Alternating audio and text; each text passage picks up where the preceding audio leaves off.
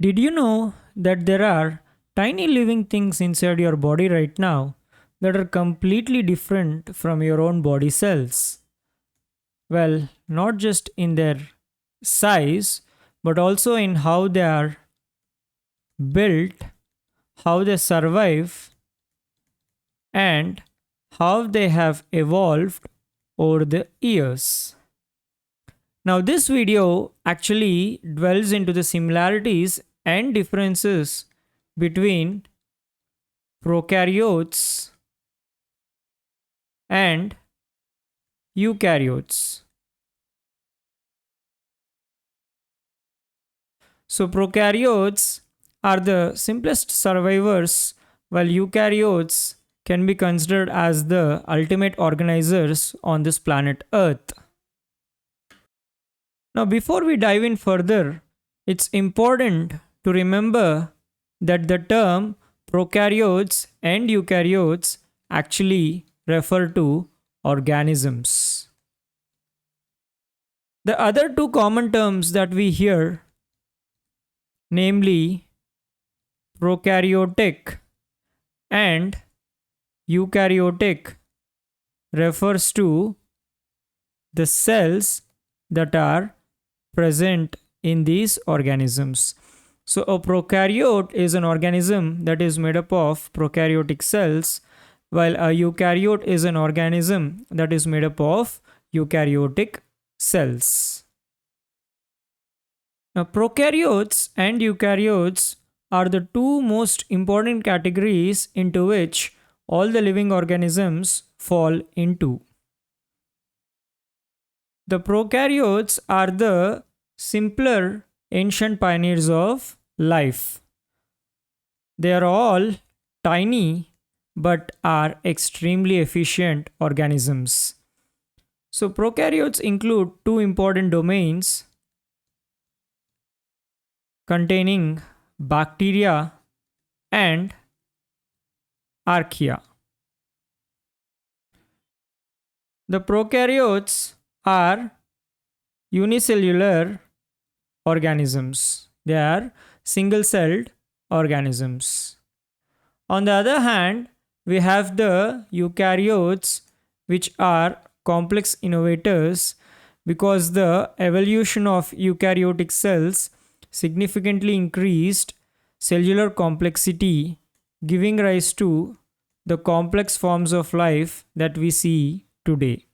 So, the four important domains under eukaryotes include plants, animals, which include human beings, the fungi, and the protists. So, these are the four important domains that come under the eukaryotes. Now, eukaryotes, unlike prokaryotes, can be unicellular or multicellular.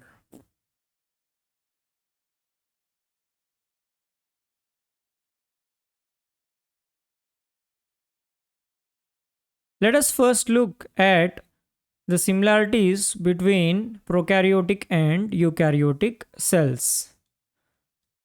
The first one is both the cells contain DNA, which is the genetic material.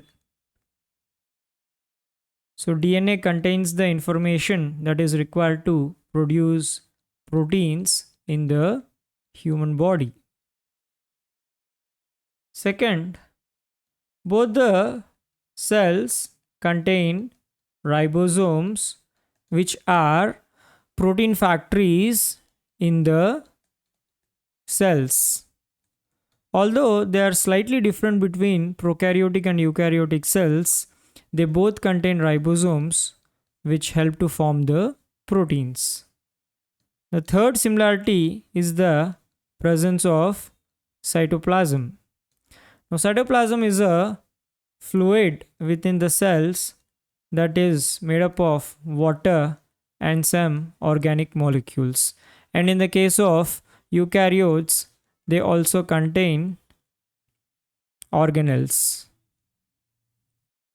Fourth, we have a cell membrane or a plasma membrane, which can be considered as a protective outer boundary for both the prokaryotic and eukaryotic cells. Finally, both the cell types are capable of reproduction. Both the prokaryotic and eukaryotic cell types are capable of reproducing. So these are the important similarities between the prokaryotic and eukaryotic cell types. Next, if we look at the size, the prokaryotic cells usually measure between 1 to 10 micrometers, which is their average size. But eukaryotic cells are bigger and can measure anywhere between 10 to 100 micrometers. Now the size difference reflects their complexity.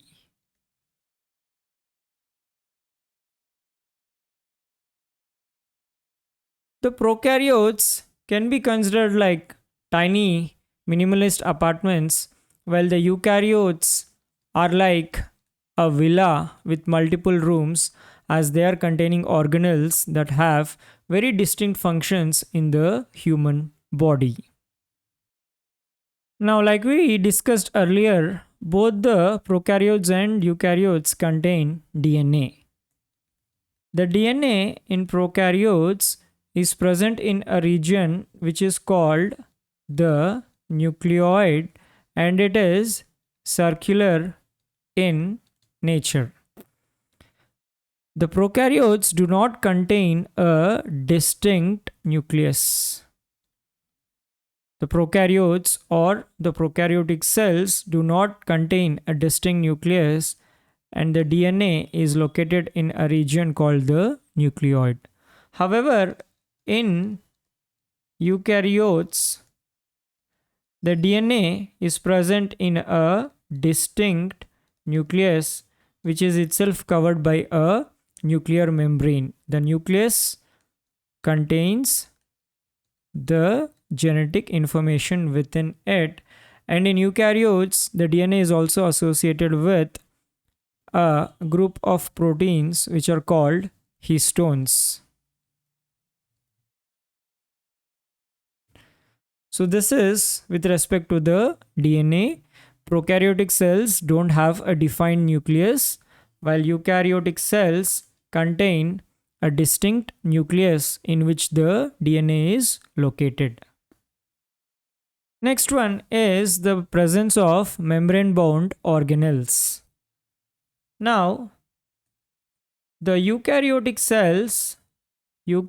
cells contain a lot of membrane-bound organelles like nucleus, the endoplasmic reticulum, the Golgi apparatus, peroxisomes, lysosomes, to name a few. Now, all the eukaryotic cells do have membrane-bound organelles, while the prokaryotic cells do not have these membrane-bound organelles. So this is another important distinction or a difference between these two cell types. Now, the next important one is cell wall. So coming to the cell wall, both the prokaryotic and eukaryotic cells are made up of cell walls, but their composition is very different. In bacteria, the cell wall is predominantly made up of peptidoglycan, which is a polymer of modified sugars and carbohydrates. So cell wall is important to the cells because they provide structural support. So the cell wall in bacteria is made up of a compound called peptidoglycan. In contrast, not all the eukaryotic cells contain cell wall, but plant cells and some fungi do have cell walls. So the plant cell walls are made up of cellulose, while it is made up of a polysaccharide called chitin in fungi, which are eukaryotes. So to summarize, prokaryotes are small, simple, and don't have a defined nucleus. The two important domains include bacteria and archaea. Eukaryotes are complex, they have a defined nucleus, their cells are larger in size, and include animals, plants, fungi, and protists.